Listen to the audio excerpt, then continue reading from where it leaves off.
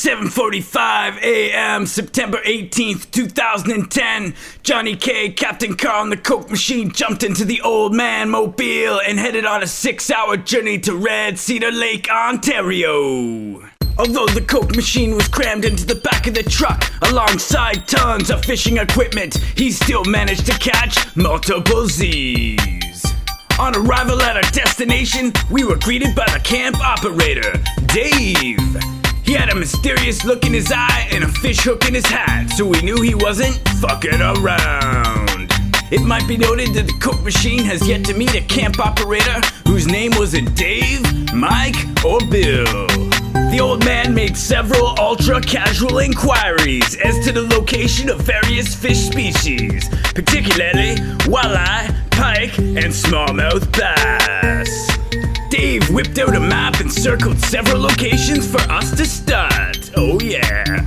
On the first night, Captain Carl managed to land an eating-sized walleye right from the dock. Holy shit.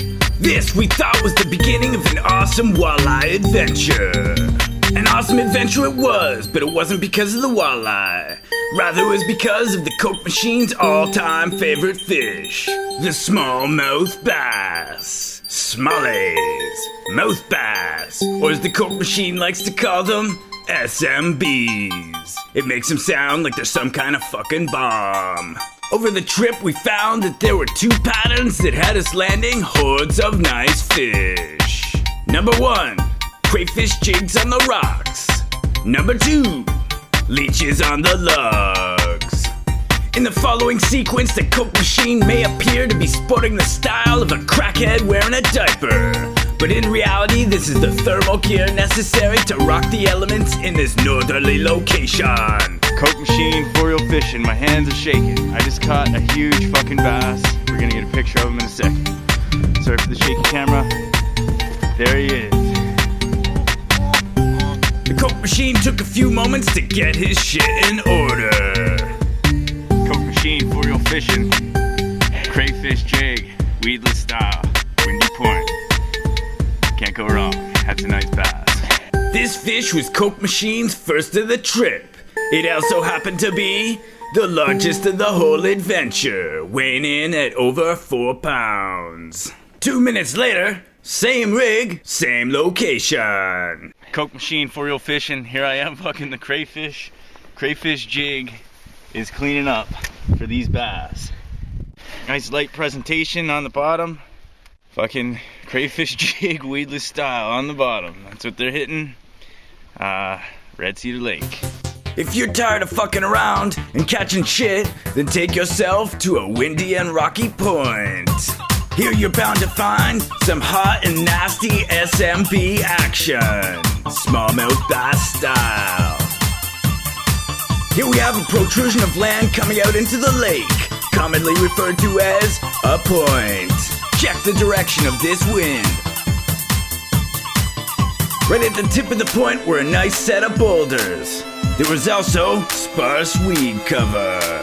The SMBs like to pull up a groove and take it with ease behind these rocks and catch food items as they blow by. This was the spot where I caught this beast. 2 minutes later, I caught this fella. Peep this rig! Crayfish jig style. This is a 3-inch plastic crayfish, smoke colored with blue glitter. 2-foot fluorocarbon leader, keeping shit invisible.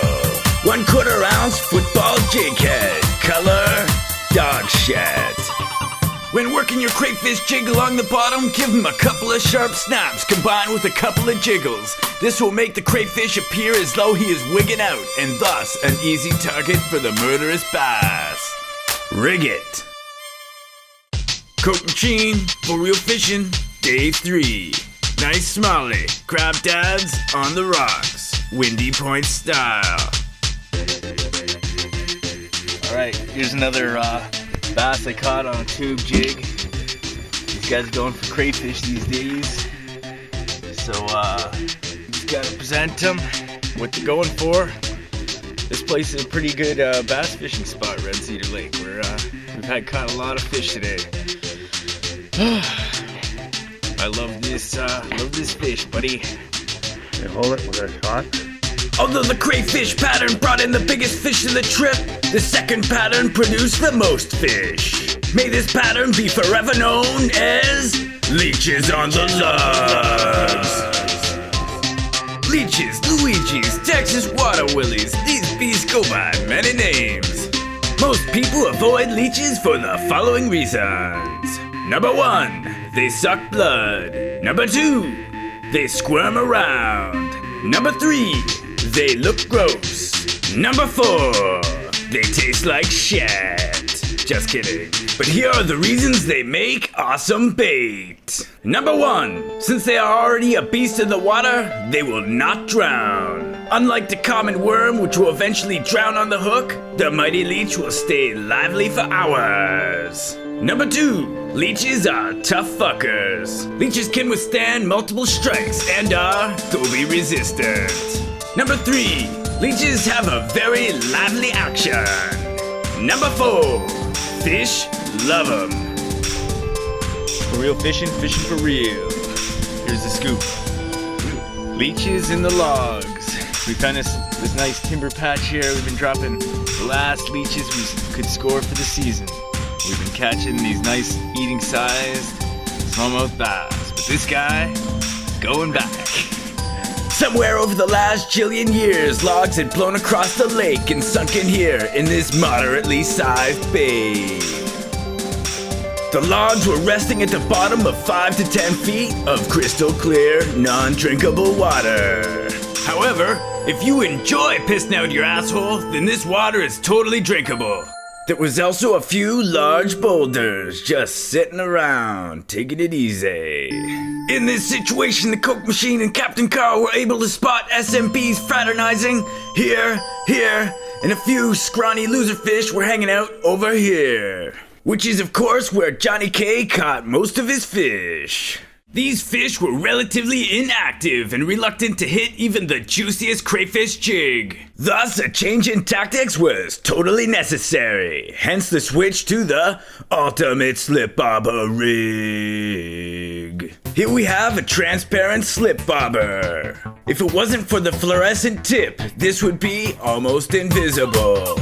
But shit, when you're bobber fishing, you gotta be able to look at something, or else you're just fucking around. Slip bobbers slide along the line, only to be stopped by the bobber stop, which you set to whatever depth you think is gonna catch shit. Here we have a 1/4 ounce tungsten sinker. When he gets a chance, the Kokemachine opts for the lead-free alternative, tungsten. Here we have an 18-inch solid gold leader for non-underwater transparency. Just kidding, it's fluorocarbon for transparency. Here we have a number 6 circle hook. You might be asking yourself, shit, Kokemachine's always talking about these circle hooks, what's the score? Well, these are somehow magically designed to hook the fish in the corner of the mouth, thus preventing deep hooking. Here we have an ultra lively leech hooked away from its face and around its suction cup. Oh yeah.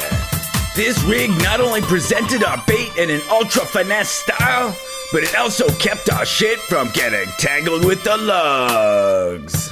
Simple, sleek, awe-inspiring. Rig it. Kokemachine for real fishing.